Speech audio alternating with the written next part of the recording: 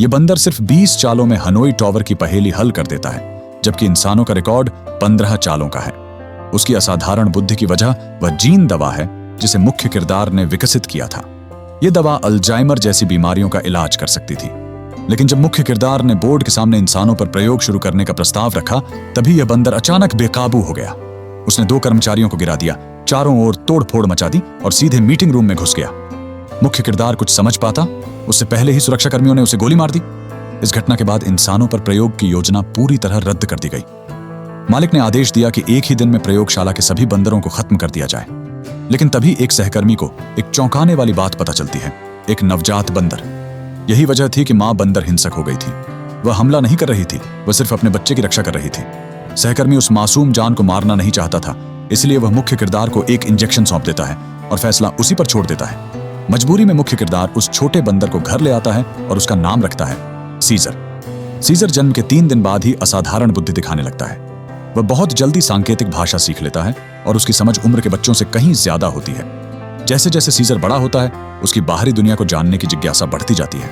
एक दिन वह नीचे बच्चों को साइकिल चलाते देखता है और चुपचाप बाहर निकल जाता है। लेकिन पड़ोसी उसे बेरहमी से पीट देता है। समय पर मुख्य किरदार पहुंच जाता है, वरना मामला बहुत बिगड़ सकता था।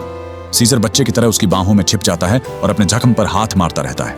यह समझकर कि सीजर की मौजूदगी आसपास के बच्चों के लिए खतरा बन सकती है, मुख्य किरदार उसे पास के मैंग्रोव जंगल में ले जाने का फैसला करता है। जब वह सीजर के गले से रस्सी खोलता है तो सीजर अचानक एक घुटने पर बैठ जाता है और अपना दयान हाथ आगे बढ़ाता है। फिर वह खुशी से दौड़ते हुए जंगल में चला जाता है। लोग उसका पीछा करते हैं और एक विशाल पेड़ के सामने सीजर को ठिठका हुआ पाते हैं। मुख्य किरदार की अनुमति मिलने पर सीजर छलांग लगाकर पेड़ पर चढ़ जाता है। वह पेड़ की चोटी पर कूदता रहता है, हर सूर्यास्त को महसूस करता है, बारिशों के कई मौसम दिखता है। 5 साल बाद एक वयस्क सीजर उसी पेड़ की चोटी पर खड़ा शहर को निहार रहा होता है। उसके चेहरे पर अब बचपन नहीं बल्कि गहरी सोच और चिंता झलकती है। जब मुख्य किरदार सीजर को जंगल से बाहर लाता है तो उनका सामना एक कुत्ते से होता है। सीजर अनजाने में अपने गले का कॉलर छूता है और पीछा कर रहे कुत्ते पर गुस्से से दहाड़ता है। इस बार सीजर कार के पीछे वाले डिक्की में नहीं बैठता बल्कि दरवाजा खोलकर पिछली सीट पर बैठता है। मुख्य किरदार समझ जाता है कि सीजर के मन में कुछ चल रहा है। पूछने पर सीजर अपने दिल की बात कहता है, क्या मैं भी एक पालतू जानवर हूं? तो मुख्य किरदार के पास कोई जवाब नहीं होता।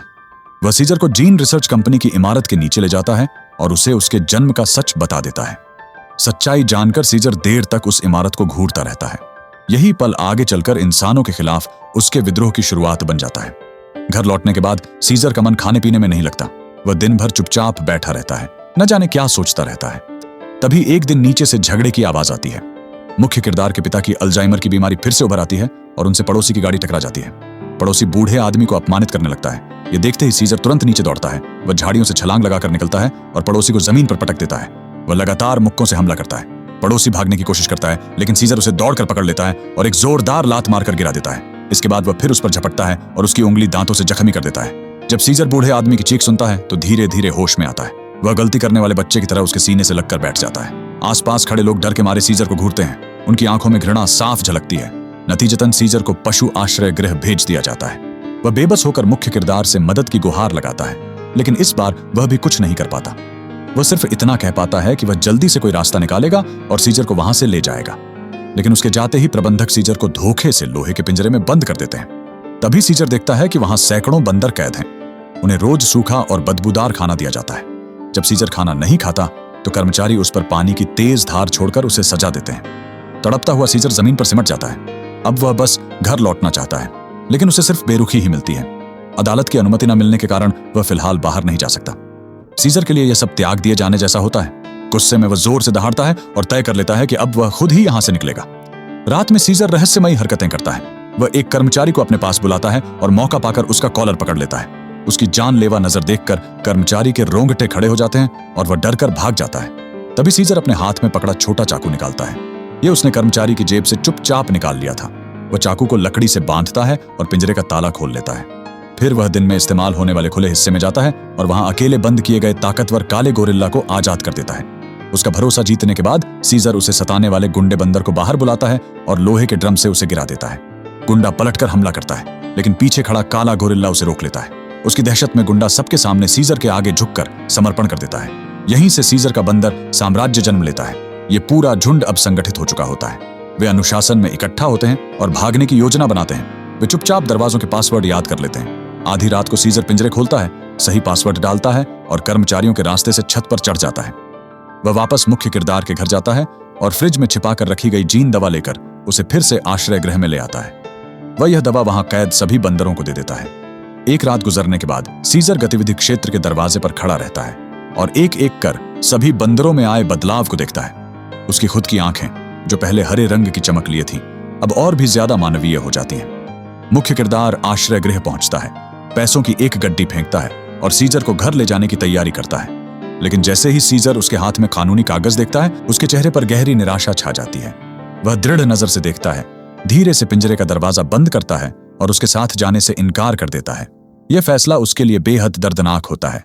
रात होते ही सभी बंदर अपने आप पिंजरों में लौट आते हैं। सिर्फ सीजर बाहर खड़ा रहता है। प्रबंधकों की हैरान निगाहों के बीच सीजर ऊपर से सबको देखता है और जोर से एक शब्द बोलता है, नहीं।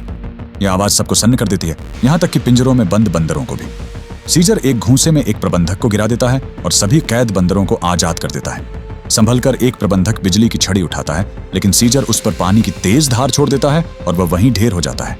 फिर भी सीजर अपनी इंसानियत नहीं खोता। वह बाकी प्रबंधकों को नुकसान नहीं पहुंचाता, बल्कि उन्हें पिंजरों में बंद कर देती है और इंसानी मदद का इंतजार करने के लिए छोड़ देता है। इसके बाद बंदरों का झुंड पेड़ों पर चढ़ते हुए छत तक पहुंचता है, कांच तोड़ता है और बाहर निकल जाता है। लेकिन सीजर की योजना सिर्फ भागने की नहीं होती। उसका असली मकसद प्रयोगशाला में कैद अपने बाकी साथियों को बचाना होता है। सीजर के एक इशारे पर बंदरों की सेना दो हिस्सों में बट जाती है और जीन कंपनी पर हमला कर देती है। वे अंदर घुसकर सारे उपकरण तोड़ डालते हैं और वहां बंद सभी बंदरों को आजाद कर देते हैं। जब मालिक अगली सुबह काम पर पहुंचता है तो कंपनी पूरी तरह बंदरों के कब्जे में होती है।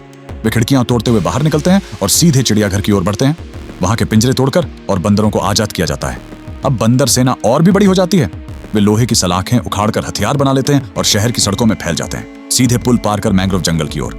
अगर कोई इंसान किसी बंदर को नुकसान पहुंचाने की कोशिश करता है तो पूरा झुंड उस पर टूट पड़ता है और उसे डराकर भगा देता है। पुलिस की गाड़ियां आगे बढ़ती हैं। एक लंबे बालों वाला बंदर ट्रैफिक बैरिकेड उठाकर फेंक देता है। काला गोरिल्ला पास की लोहे की पाइप उखाड़कर पुलिस वाहन पर दे मारता है। इंजन वहीं तबाह हो जाता है। यही है सीजर के दिमाग और उसकी ताकत। अजय बंदर सेना।